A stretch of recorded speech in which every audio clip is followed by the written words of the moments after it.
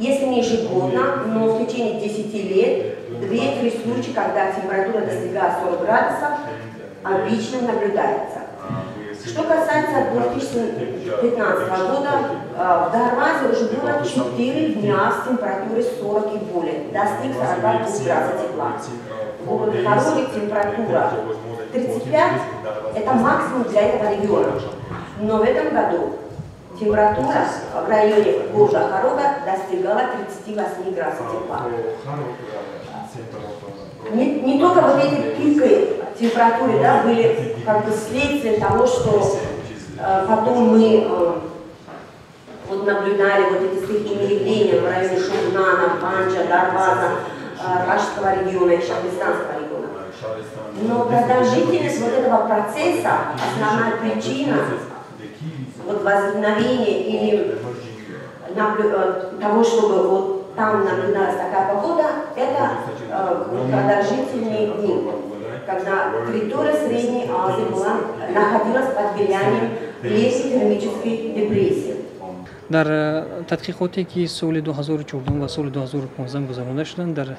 در موضوع آسیب‌پذیری با تغییرآبی اقلیم،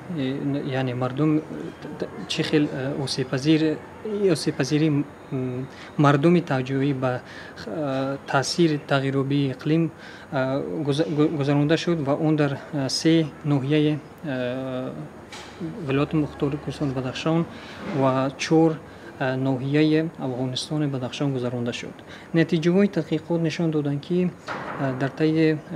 5 سال اخیر شماره آفت‌های طبیعی خیلی زیاد شده است و تاثیر اون به اهالی مردم خیلی زیاد است. مثلا زیادشوی کسری سیرات کننده بین آدمان، زیاد شدن کسری سیراتی درختان میوه‌دار و سبزیجات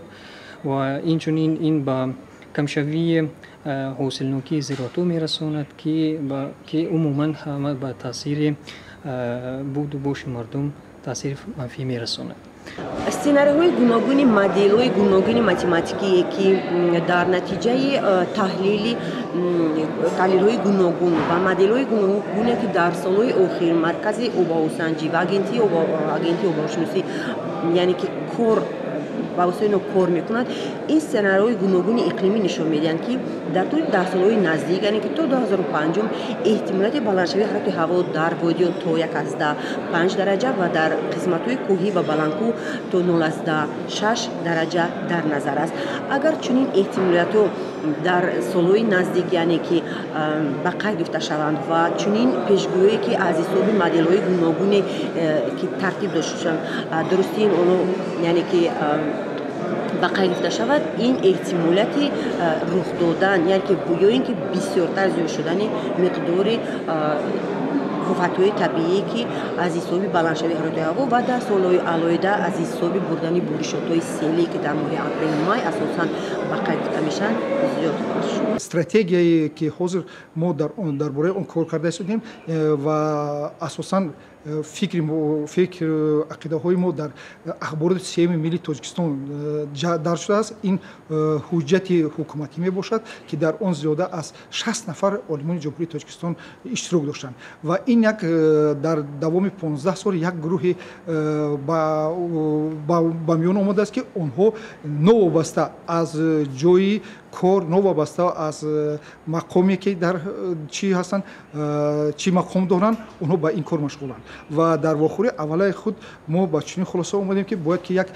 کارکرد تحلیلی پوره این حالت ها رو ما باید که دیده برایم و اونو چی به حکومت جمهوری تاجیکستان پیشنهاد و چی به جامعه جهانی برای اون که سال از سال زیاد شدن